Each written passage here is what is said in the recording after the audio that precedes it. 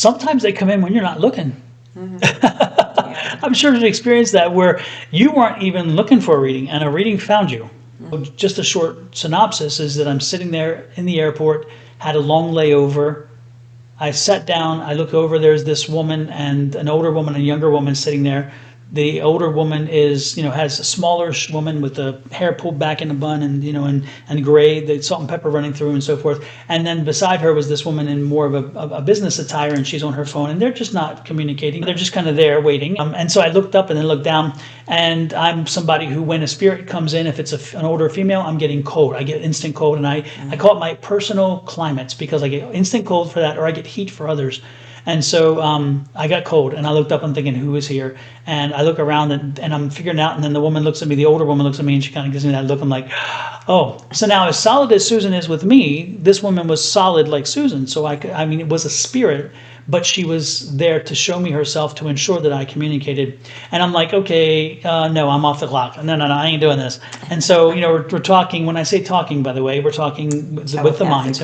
And so we're communicating and I'm like, no, I'm not doing this. And she's like, will you talk to my daughter for me? I'm like, no, and no, I don't do this. And so she was very strong and insistent. And I was at a point where I'm like, okay, whatever. So I kind of gave an indication, if she acknowledges me, I'll speak. And then sure enough, within a few seconds, I said 20, 30 seconds, she looked up and the daughter, looks up and acknowledges me. I'm like, oh man, now I got to really communicate. And so I said, hey, if you don't mind, I'd like to, I'm a medium or whatever. And if you're interested, I have a reading for you. And she said, oh, yeah. I read for her, told her, the woman beside her, explained completely and whatever's going on. And she's like, oh, yeah, that's my mother. And I'm like, well, but she wanted me to let you know that she loves you and she's okay. She's okay. And she's like, I appreciate that, but she's not on the other side. Well, what? And so I was very distraught by that, thinking, what in the world?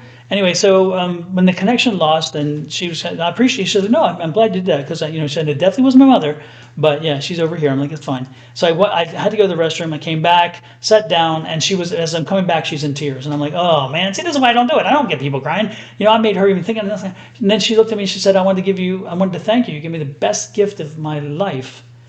I just found out my mother died. And so her mother had just passed, and her mother wanted her to know at that moment that she passed okay. So she's okay on the other side, in other words. And the woman was like, that's the best gift. When we talk about experiences and about, that would be one of my strongest